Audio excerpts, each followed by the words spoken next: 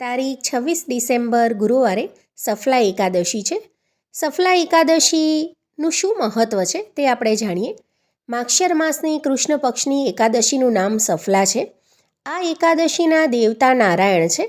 આ એકાદશીનું વ્રત આપણે વિધિપૂર્વક કરીએ તો ભગવાન નારાયણ આપણને 5 સહસ્ત્ર વર્ષ સુધી તપસ્યા કરીને જે પુણ્ય ફળ મળે છે તે પુણ્ય ભક્તિપૂર્વક રાત્રિ જાગરણ સહિત સફલા એકાદશીનું વ્રત કરવાથી મળે છે. હવે આપણે સાંભળીએ સફલા એકાદશીની પાછળ કઈ લોકકથા સંકળાયેલી છે. ચંપાવતી નગરીમાં એક મહિષ્યમાન નામનો રાજા રાજ્ય કરતો હતો. એ રાજાને 4 પુત્રો હતા. સૌથી મોટો લુંપક નામનો પુત્ર મહાપાપી હતો. એ હંમેશા પર સ્ત્રીગમન તથા વેશ્યાઓમાં પોતાના પિતાના ધનનો વ્યય કરતો હતો. તે સદાય દેવતા, બ્રાહ્મણ, વૈષ્ણવ આદિની નિંદા કરતો હતો. જ્યારે તેના પિતાએ મોટા પુત્ર વિશે આવા સમાચાર જાણ્યા તેણે એમને પુત્રને પોતાના રાજ્યમાંથી કાઢી મૂક્યો. હવે તે વિચારવા લાગ્યો કે હું શું કરું, ક્યાં જાઉં. અંતમાં તેણે રાત્રિમાં પિતાની નગરમાં ચોરી કરવાનું વિચાર્યું.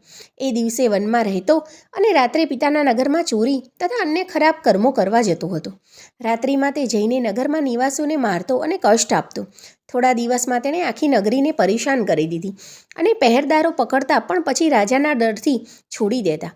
તે જે વનમાં રહેતો હતો તે વન ભગવાનને ખૂબ પ્રિય હતું.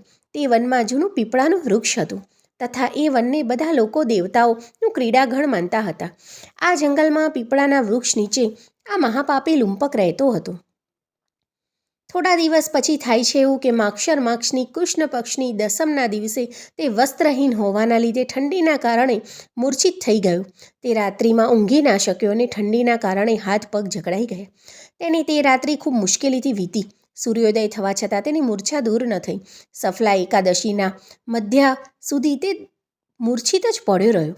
જ્યારે સૂર્યની ગરમીથી કંઈક ગરમી મળી ત્યારે તેને હોશ આવ્યા અને પોતાના સ્થાનથી ઉઠી તે અથડાતા કૂટાતા વનમાં ભોજનની શોધમાં ચાલ્યો ગયો. એ દિવસે તે જીવોને મારવામાં અસમર્થ હતો. તેથી જમીન પર પડેલા ફળો લઈને પીપળા પાસે આવ્યો. ત્યાં સુધીમાં તો સૂર્યનારાયણ અસ્તાચળ તરફ પ્રસ્થાન કરી ગયા.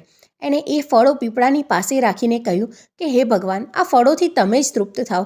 આમ કહી તે રોવા લાગ્યો અને રાત્રે તેને ઊંઘ જ ના આવી. એ મહાપાપીના વ્રત તથા જાગરણથી ભગવાન અત્યંત પ્રસન્ન થયા. એના સમસ્ત પાપ નષ્ટ થઈ ગયા. પ્રાતકાલ થતાં જ એક દિવ્ય રથ અનેક સુંદર વસ્તુઓથી શણગારેલો આવ્યો અને તેની સામે ઊભો રહ્યો. એ સમયે આકાશવાણી થઈ કે હે રાજપુત્ર, ભગવાન નારાયણના પ્રભાવથી તારા સમસ્ત પાપ નષ્ટ થઈ ગયા. હવે તું તારા પિતાની પાસે જઈને રાજ્ય પ્રાપ્ત કર. લુંપકે આવી આકાશવાણી સાંભળી ને અત્યંત પ્રસન્ન થયો અને હે ભગવાન, તમારી જય હો એમ કહીને સુંદર વસ્ત્રો ધારણ કરવા લાગ્યો અને પોતાના પિતા પાસે ગયો.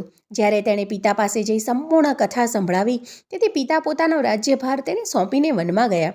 હવે લુંપક શાસ્ત્ર અનુસાર રાજ્ય કરવા લાગ્યો.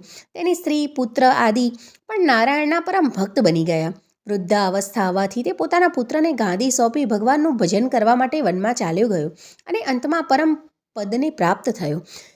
આ છે સફલા એકાદશીની લોકકથા. આપણે જોયું કે ભગવાન કેટલા દયાળુ છે અને સફલા એકાદશીનું વ્રત તમે કરો છો તો એનાથી ભગવાન નારાયણની કૃપા રહે છે.